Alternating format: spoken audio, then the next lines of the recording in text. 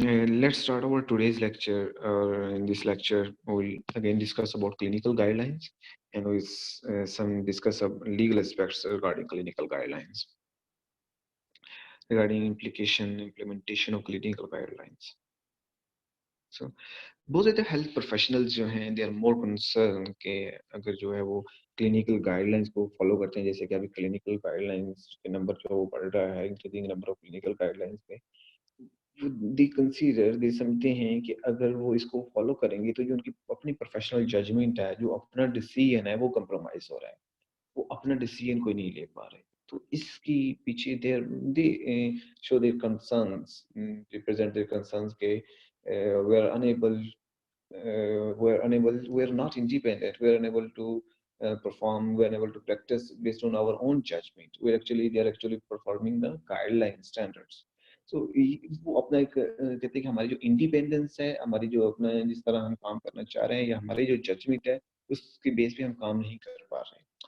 ये एक इशू है एक, लेकिन इसके पीछे अभी हम डिस्कस करेंगे ऐसे रीजन क्या है, क्यों उनको अलाउ नहीं है कि वो क्लिनिकल गाइडलाइन को फॉलो ना करें, क्यों उनको अलाउ नहीं है कि वो अपनी जज सिर्फ अपनी जजमेंट के बेस पे वो इम्प्लीमेंट कोई भी जो है प्रैक्टिस जो कोई भी पेशेंट को केयर प्रोवाइड नहीं कर सकते, व्हाट्स द रीजन। सो आज हम इस लेक्चर में उस पॉइंट को डिस्कस करने जा रहे हैं। बोलाम टेस्ट जो है ये एक स्टैंडर्ड टेस्ट है जिसको इस्तेमाल किया जाता है कि इधर द पेशेंट प्रोफेशनल प्रैक्टिशनर, कोई भी मेडिकल प्रैक्टिशनर है, क्लिनिशियन जो है, उस स्टैंडर्ड टेस्ट को फॉलो कर रहा है या नहीं। क्या वो जो अपनी ड्यूटी है, इधर that person is breaching in their duty of care. Breaching इसमें मतलब ये है कि दैट इज कि वो अपने जो लॉ है, स्टैंडर्ड है, उसको फॉलो नहीं कर रहा, उसके रूल की खिलाफ वर्जी कर रहा है, that's not following the rule, that's not following the standard. तो बोलाम टेस्ट में ये देखते हैं कि जो प्रैक्टिशनर है वो स्टैंडर्ड जो टेस्ट है उसको फॉलो कर रहा है या नहीं। ये जो टेस्ट है ये 1957 में इसको डेवलप किया गया था स्टार्ट में। 1957 में एक जो है पर्सन था, मिस्टर गुलाम उसका नाम था। मिस्टर गुलाम ने ये क्लेम किया, क्लिनिकल नेग्लिजेंस क्लेम किया था कोर्ट में अगेंस्ट जो फ्रेरन हॉस्पिटल मैनेजमेंट कमेटी। फ्रेरन हॉस्पिटल मैनेजमेंट कमेटी के अगेंस्ट उसने ये केस किया। ये एक्चुअली गुलाम वाज ये गुलाम जो था एक पेशेंट था, वॉलंटियर पेशेंट था, वॉलंटरली ये आया था। हम डिस्कस कर रहे हैं बुलाम टेस्ट के बारे में। बुलाम टेस्ट जो है हम डिस्कस करेंगे कि हिस्ट्री क्या है। 1957 में एक्चुअली एक पर्सन था बुलाम जिसने ये क्लेम कर दिया। इसने क्लेम किया कि जबकि क्लिनिकल नेग्लिजेंस क्लेम किया against the foreign hospital management committee. Actually voluntarily patient आया था, जिसको आपके साइकेट्री ट्रीटमेंट दी जा रही थी इस पेशेंट को। इस पेशेंट को किसी और वजह से इंजरी हो गई, किसी और वजह से फ्रैक्चर हो गया। तो उस वजह से इसने क्लेम कर दिया कि मुझे ये बताया नहीं गया था कि इसके जो मुझे ट्रीटमेंट दी जा रही है इसके साइड इफेक्ट भी हो सकते हैं। तो ये क्लेम कर दिया इसने कोर्ट में। तो ये केस चला और उस केस के नतीजे में बुलान टेस्ट डेवलप किया गया कि अगर क्लिनिशियन स्टैंडर्ड को फॉलो कर रहा है तो उसके अगेंस्ट कोई भी एक्शन नहीं लिया जाएगा। अगर वो स्टैंडर्ड को फॉलो नहीं कर रहा, then action can be taken against that clinician, against that practitioner. वो कोई भी मेडिकल प्रैक्टिशनर हो सकता है, वो डाइटिशियन या फिजिशियन या फिजियोथेरापिस्ट या रेडियोग्राफर या लैब टेक्नोलॉजिस्ट कोई भी हो सकता है, और या कोई और मेडिकल प्रैक्टिशनर हो सकता है।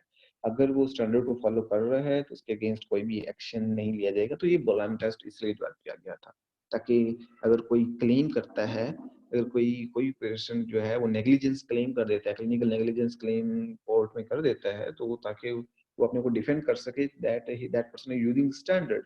सो अगर कोई ये कहता है कि मेरी जो ऑटोनॉमी है, इंडिपेंडेंस है, वो कॉम्प्रोमाइज हो रही है, मैं अपने डिसीजन को, अपनी जजमेंट को इम्प्लीमेंट नहीं कर पा रहा, तो उसके पीछे ये रीजन है। अगर वो अपनी जजमेंट को इम्प्लीमेंट करता है तो और एट द एंड रिजल्ट में किसी वजह से कोई नेग्लिजेंस क्लेम कर सकते हैं, तो वो court will take the action against that person. So अगर वो किसी भी इंटरनेशनल बॉडी से या नेशनल बॉडी से गाइडलाइन जो डेवलप की गई हैं, वो उसको फॉलो कर रहा है, तो that body will also protect that medical professional against that negligence claim.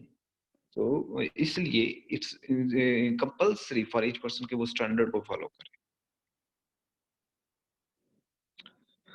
Okay, बुलान test actually ये कंफर्म करता है कि जो आपका मेडिकल प्रोफेशनल है या डॉक्टर है, वो आपकी जो अपनी ड्यूटी को ब्रीच नहीं कर रहा, अपने जो आपके जो स्टैंडर्ड है उसको फॉलो कर रहा है, उसको उसकी खिलाफवर्जी नहीं कर रहा, स्टैंडर्ड को इम्प्लीमेंट कर रहा है। जितने भी मेडिकल प्रोफेशनल्स हैं, अगर वो इसको फॉलो करते हैं, तो अगेन देन उसको कोई भी उनके अगेंस्ट जो है वो नेग्लिजेंस क्लेम नहीं कर सकता। तो अगर वो इसको फॉलो नहीं करते, देन नेग्लिजेंस क्लेम उनके अगेंस्ट हो सकता है, और उसके जो है वो फिर आगे डिसीजन भी उसके अगेंस्ट बिल्कुल ऑफ कोर्स होगा। तो नेग्लिजेंस क्लेम अगर वो इनको फॉलो कर रहा है, तो फिर again of course negligence claim उसके अगेंस्ट नहीं होगा। अगर जो है क्लिनिकल गाइडलाइंस बनाई जा रही हैं, जो कि एविडेंस बेस्ड हैं, लेकिन वो पब्लिश्ड नहीं है, ठीक है? तो ये जो एक आप एविडेंस जिसको भी कोई भी गाइडलाइन अगर फॉलो कर रहे हैं, तो दैट मस्ट बी पब्लिश्ड, ताकि आप उसको रेफरेंस दे सकें। उसको अगर कोई क्लेम करता है, तो आप उसको प्रेज़ेंट भी कर सकें। अगर वो पब्लिश नहीं है, तो वो कस्टमरी प्रैक्टिस में आएगी। कस्टमरी प्रैक्टिस जो कि आपके पास से चलती आ रही हैं, माज़ी में जो इस्तेमाल करते आ रहे हैं, जो भी प्रैक्टिस को, that is inherited from past, जो पीछे से चलती आ रही हैं, आप उन्हीं को फॉलो कर रहे हैं, तो वो कस्टमरी प्रैक्टिस में आएँगी। अगर गाइडलाइन पब्लिश नहीं है, चाहे वो एविडेंस बेस्ड है, तो वो कस्टमरी प्रैक्टिस में आएँगी। तो उसको चैलेंज किया जा सकता है, उस प्रैक्टिस को कोर्ट में चैलेंज किया जा सकता है। ठीक है? तो अगर गाइडलाइन आप फॉलो कर रहे हैं, चाहे वो एविडेंस बेस्ड हैं, लेकिन वो पब्लिश नहीं है, तो कस्टमरी प्रैक्टिस में आएँगी, practice that is inherited from past, so that practice can be challenged in court. तो जो रिस्पॉन्सिबल बॉडी है, जो क्लिनिकल गाइडलाइन को डेवलप कर रही है, अगर कोई प्रैक्टिशनर जो है उस गाइडलाइन को फॉलो कर रहा है और उसके अगेंस्ट एक्शन लिया जा चुका है, उसके अगेंस्ट नेग्लिजेंस क्लेम हो चुका है, तो दैट जो आपकी रिस्पॉन्सिबल बॉडी है, वो भी पीछे जो है वो उस प्रैक्टिस को सपोर्ट करती आ रही है, उस प्रैक्टिशनर को भी सपोर्ट करती है। ओके। आपकी जो डॉक्टर है या फिजिशियन है, या कोई भी मेडिकल प्रैक्टिशनर है, वो गिल्टी नहीं होगा, वो मुल्ज़िम नहीं ठहरेगा, अगर वो प्रैक्टिस जो कि आपकी ऑलरेडी गाइडलाइन डेवलप हो चुकी हैं, जो कि ऑलरेडी कोई रिस्पॉन्सिबल बॉडी जो है उसको एक्सेप्ट कर चुका है उस गाइडलाइन को, उसको इम्प्लीमेंट उसको जो है पब्लिश कर चुका है, या फिर उसको एक स्टैंडर्ड एक गाइडलाइन जो है वो एक्सेप्ट कर चुका है, तो उस केस में कोई भी जो है डॉक्टर या जो कोई भी फिजिशियन, डायटीशियन, फिजियोथेरेपिस्ट या कोई मेडिकल प्रोफेशनल गिल्टी नहीं होगा, ठीक है? लेकिन यहाँ पे ये भी है कि there can be more than one school of thought, more than one school of thought भी हो सकती है। लाइक अगर जो है एज़ हम अभी हम जैसे डिस्कस कर रहे हैं कि गाइडलाइन जो है वो एक से ज़्यादा गाइडलाइन जो है क्लिनिकल गाइडलाइन भी डेवलप हो तो मतलब कि अगर 2 डिफरेंट स्टैंडर्ड बॉडीज़ जो हैं वो भी गाइडलाइन डेवलप कर सकती हैं। जब 2 different standard bodies guideline develop कर रही हैं, मीन कि there can be more than 2 school of thoughts, more than 1 school of thoughts भी हो सकती है। तो अगर जो है अगर उसको क्लेम किया जा चुका है, अगर उसके नेग्लिजेंस क्लेम किया जा सके, तो वो जो प्रैक्टिशनर है, प्रोफेशनल है, but that person was following the standards, तो वो जो जिसको यूज़ कर रहा था, जो गाइडलाइन को फॉलो कर रहा था, वो उसको वो जो क्लेम उसके अगेंस्ट किया गया, उसको डिनाई कर सकता है, और उस गाइडलाइन का जिसको वो फॉलो कर रहा है, उसको एज़ अ रेफरेंस के तौर पे पेश कर सकता है। ठीक है? सो जो क्लिनिशियन है, वो जो नेग्लिजेंस क्लेम उसके अगेंस्ट हुआ है, उसको डिनाई कर सकता है। By using the standard, by presenting the reference that person or that practitioner was using during his practice.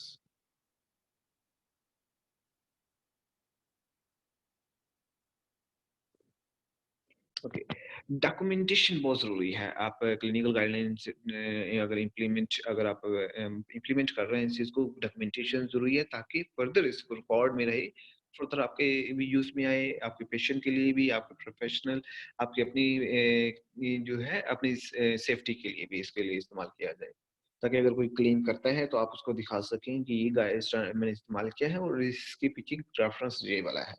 तो आप उसको भी देखते हैं कि आप कौन-सा जहाँ पे देखिए अगर क्लिनिकल गाइडलाइन आप फ़ॉलो नहीं कर रहे हैं, अगर क्लिनिकल गाइडलाइन तो आप वहाँ पे रीज़न बताएँगे कि मैं ये क्लिनिकल गाइडलाइन क्यों नहीं फ़ॉलो कर रहा, ठीक है? एक्सप्लेन करेंगे इसको। सेकंड, अगर जो है आप जो भी आप गाइडलाइन फ़ॉलो कर रहे हैं, तो आप उस डॉक्यूमेंट का साथ में रेफ़रेंस भी देंगे कि मैंने ये वाला यूज़ कर रहा हूँ डॉक्यूमेंट और साथ में किस डेट को आपने इस्तेमाल किया, वो डेट भी आप लिखेंगे। इन शॉर्ट आप कंप्लीट डॉक्यूमेंट्री कंप्लीट रिकॉर्ड रखेंगे कि आप जो कर रहे हैं, क्यों कर रहे हैं और क्या रेफरेंस है, ये सब कुछ आपने एक्सप्लेन करना होता है, रिकॉर्ड में रखना होता है।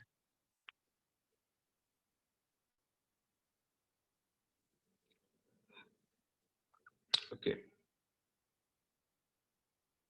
अब गाइडलाइन जो डेवलप की जाती है तहकीर रिसर्च के मुताबिक इट्स रिक्वायर कंसीडरेबल रिसोर्सेज जैसे कि आपको जो है नेशनली डिफरेंट बॉडी से कोऑर्डिनेशन चाहिए होती है, उनके साथ कोऑर्डिनेशन के साथ आपको काम करना होता है ताकि डुप्लीकेशन से अवॉइड किया जा सके।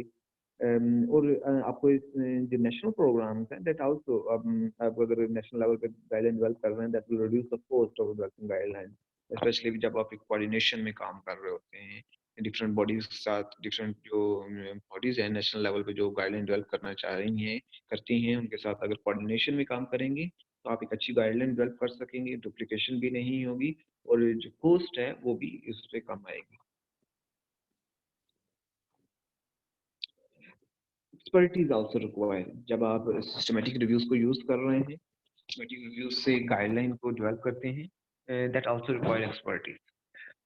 जब आप सिंथेसाइज करते हैं एविडेंस, आप एविडेंस को निकाल रहे हैं क्लिनिकल सिस्टमैटिक रिव्यू से एंड देन उधर से गाइडलाइन डेवलप कर रहे हैं, वैलिड गाइडलाइंस, इट रिक्वायर्स आपको एक्सपर्टीज चाहिए। एक और रिसर्च के मुताबिक दैट आल्सो उसके भी तकरीबन यही उसके जो रिकमेंडेशंस हैं दैट रिक्वायर कंसीडरेबल स्किल्स और समटाइम्स आप जो रिसोर्सेज आपको चाहिए, आपको कोलैबोरेशन माइट भी आपको लोकल लेवल पे वो कोलैबोरेशन ना मिले, तो आपको इंटरनेशनली भी उसको देखना होगा कि आपको इंटरनेशनली बॉडी के साथ भी कोलैबोरेशन करना होगा। इंटरनेशनल कोलैबोरेशन भी की जा सकती है ताकि आप जो एक गाइडलाइन जो है उसको एक मोर स्ट्रॉन्गर एक वैलिड गाइडलाइन डेवलप कर सकें डिफरेंट सिस्टमैटिक रिव्यूज को यूज करते हुए और उसको इंटरनेशनल लेवल पे इस्तेमाल किया जा सके, इंटरनेशनल बॉडी के साथ कोलैबोरेशन करें ताकि मोर स्ट्रॉन्गर मोर वैलिड गाइडलाइन डेवलप की जा सके और डुप्लीकेशन से भी अवॉइड किया जा सके। ओके। आप जो गाइडलाइन डेवलप करते हैं हम सिस्टमैटिक रिव्यूज को इस्तेमाल करते हैं ना, तो डिफरेंट सिस्टमैटिक रिव्यूज से हम गाइडलाइन डेवलप कर रहे हैं, सो ये जरूरी है कि सिस्टमैटिक रिव्यूअर्स के साथ भी कोलैबोरेशन की जाए कि जिनके आप सिस्टमैटिक रिव्यूज इस्तेमाल कर रहे हैं उनके साथ भी कोलैबोरेट करें ताकि आपको आइडिया हो कि डिटेल में वो आपके साथ जो है आप शेयर कर सके अपनी मेथोडोलॉजीज कि उन्होंने किस तरह इसको इम्प्लीमेंट किया, अपने प्रॉब्लम्स को शेयर कर सकें, सॉल्यूशंस जो उनके पास कोई और सॉल्यूशंस हैं वो शेयर कर सकें और उससे जो है आप एक अच्छा जो है एक गाइडलाइन डेवलप की जा सकती है ताकि आपके पास जो है आपको सारे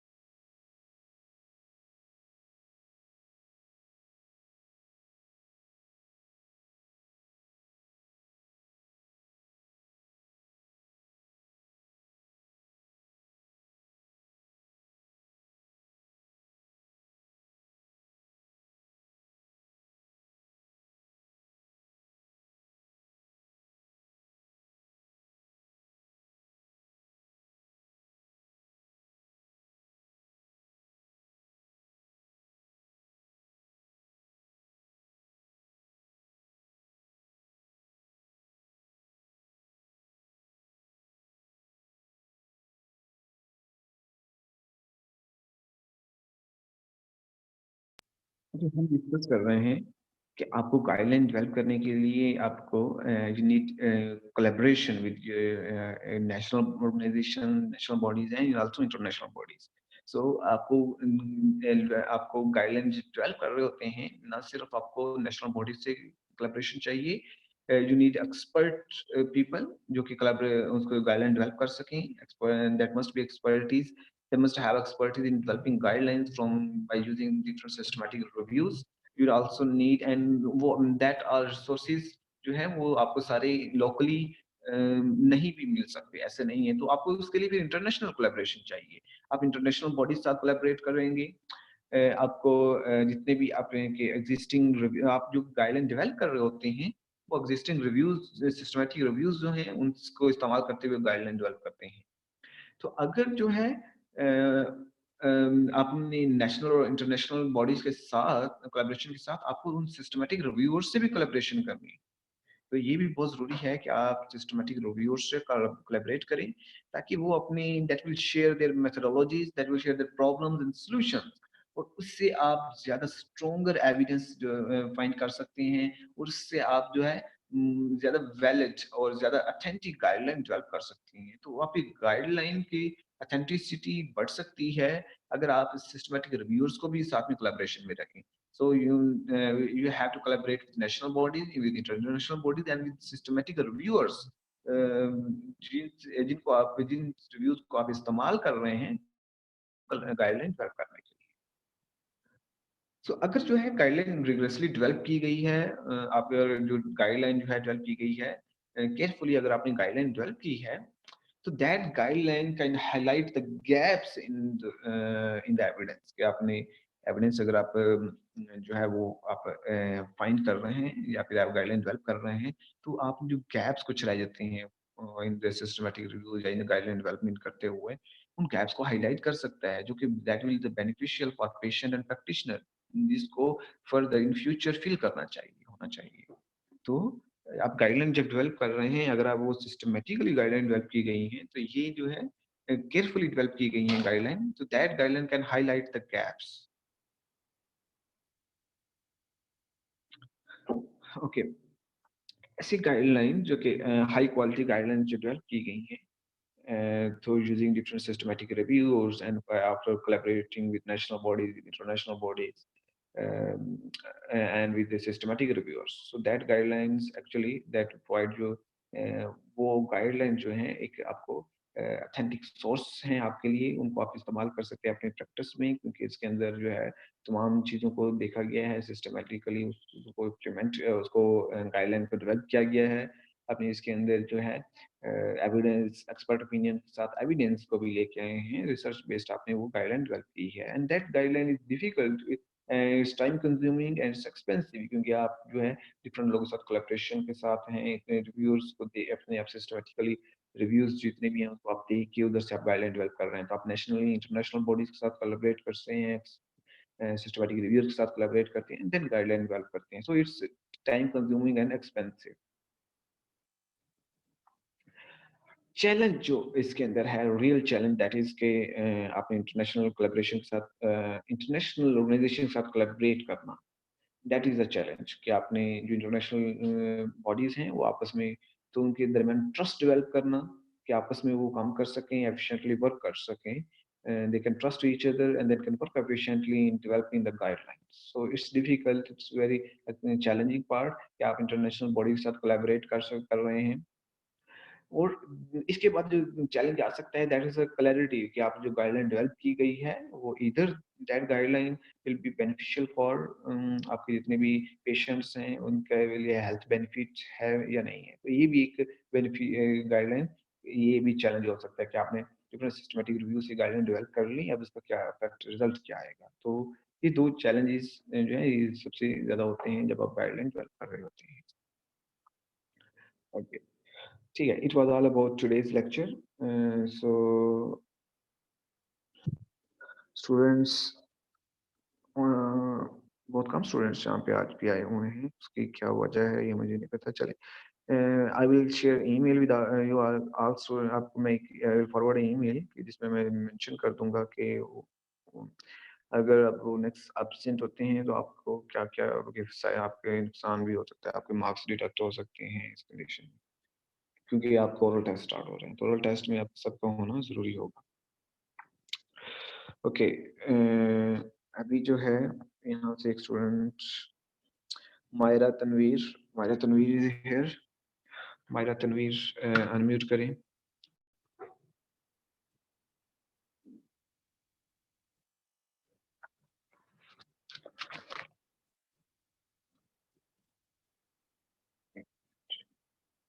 आप अभी अनम्यूट हो सकते हैं, अभी अनम्यूट कर सकते हैं आप।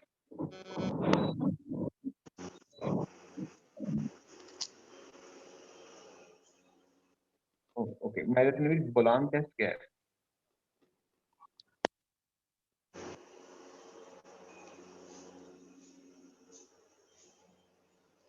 बिलाम टेस्ट में सर हम ये चेक करते हैं कि क्या जो डॉक्टर है वो अपनी अपने ड्यूटी में स्टैंडर्ड को फॉलो कर रहा है फॉर पेशेंट, कि अगर पेशेंट को वो जो केयर दे रहा है उसमें वो जो स्टैंडर्ड है उसको वो फॉलो कर रहा है कि नहीं। अगर तो वो नहीं कर रहा तो पेशेंट फिर क्लेम कर सकता है कि जो डॉक्टर या उसका प्रैक्टिशनर था उसने एक स्टैंडर्ड को फॉलो नहीं किया फॉर केयर, और वो फिर क्लेम कर सकता है। ये बिलाम टेस्ट है। ओके ठीक है मायरा आपका नेम क्या है? मायरा तनवीर। मायरा तनवीर ठीक है मायरा तनवीर अभी आप म्यूट कर सकती हैं। कर-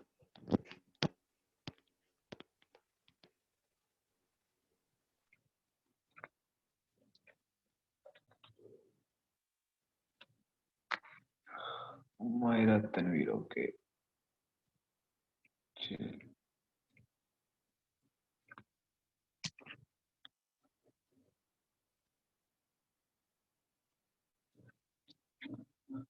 नेक्स्ट स्टूडेंट है इजना अशरफ। इजना अशरफ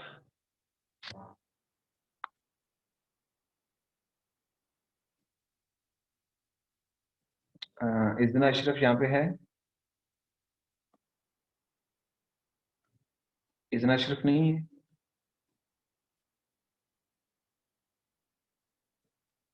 ठीक है इजना अशरफ का 0 मार्क लगेगा।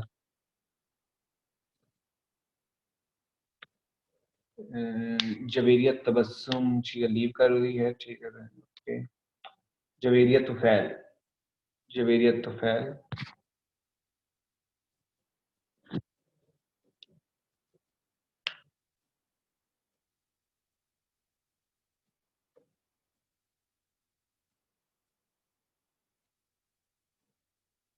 जवेरियत तुफैल नहीं है। 0 कभी। जवेरिया शाहिद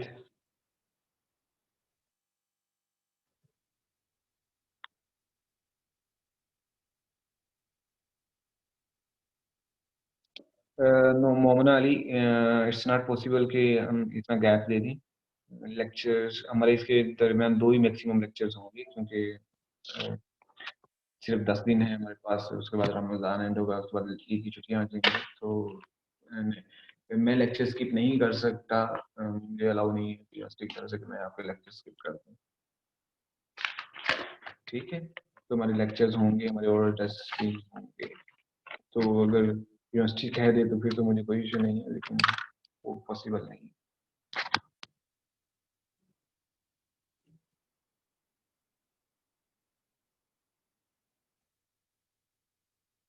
अच्छा राबिया फोन कह रही है मेरी प्रेजेंटेशन नेक्स्ट क्लास में फर्स्ट नंबर पे तो लीव कर जाऊँ नेक्स्ट क्लास। ठीक है आप जा सकती हैं राबिया इरफान।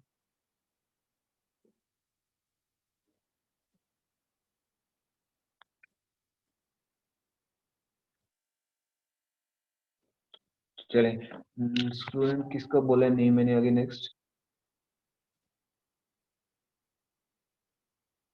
जवेरिया तबस्सुम नहीं है। जवेरिया तो फैल नहीं है। जवेरिया शाहिद जवेरिया शाहिद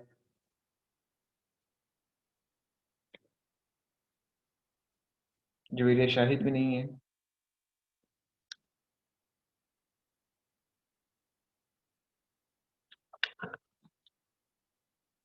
ओके 0 नंबर लगेगा जवेरिया शाहिद का भी। लाइबा नहीं।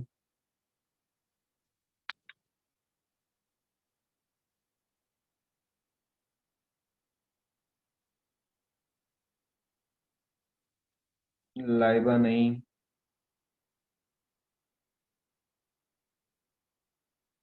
नो।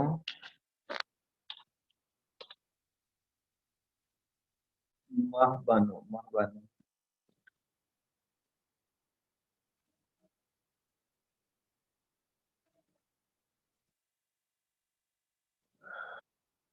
सर वो कहाँ बैठी है लाइबा नहीं, ठीक है ठीक है, लाइबा नहीं। ओके मैं समझ गया हूँ सर। रहीमा कुदूस। रहीमा कुदूस कह रही हैं। ठीक है, रहीमा कुदूस आप रीड कर सकती हैं। ठीक है, महबानो नहीं है यहाँ पे। चलिए।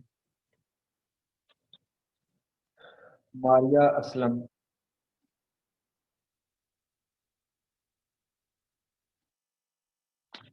मारिया असलम भी नहीं है। ओके। मरियम रियाज।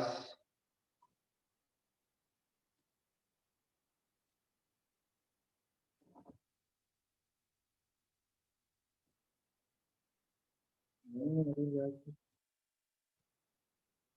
मरियम अयूब।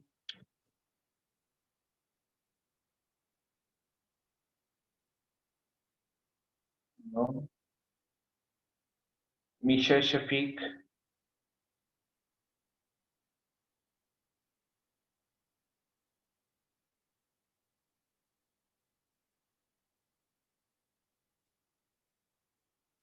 मौजमा बाबर।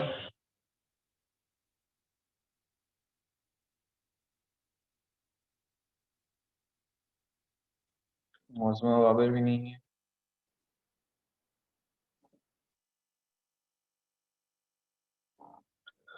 मोमिल नसरुल्ला। मोमिल नसरुल्ला। नहीं है। ठीक है। Momina Rao.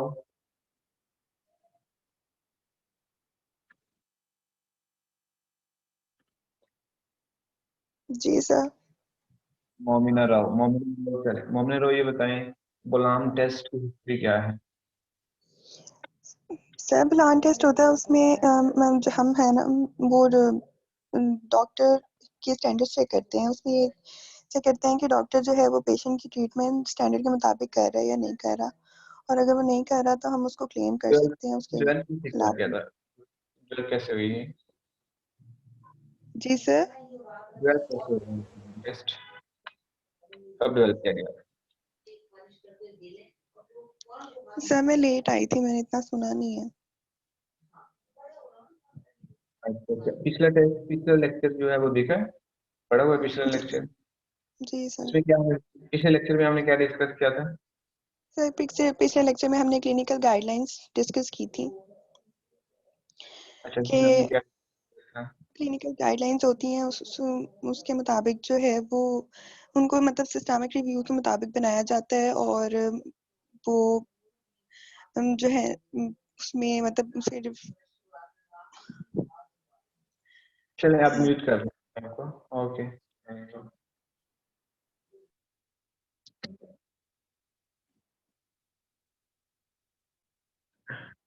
Next student is Mohammad Arsalan Jasin.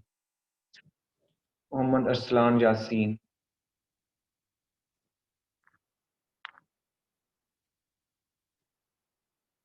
Arsalan Jasin नहीं है।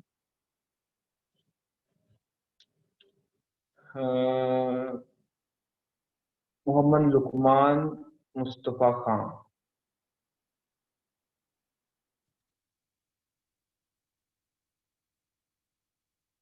लुकमान। लुकमान भी नहीं है। ठीक है। जैनुल आबिदीन, मोहम्मद जैनुल आबिदीन।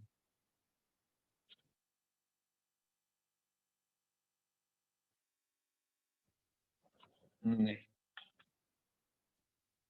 जमान, मोहम्मद जमान खान।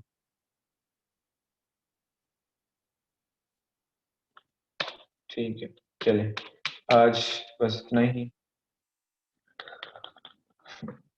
बहुत स्टूडेंट्स आज एब्सेंट हैं, इसकी वजह से इनके ये इश्यूज होंगे फिर नेक्स्ट वीक।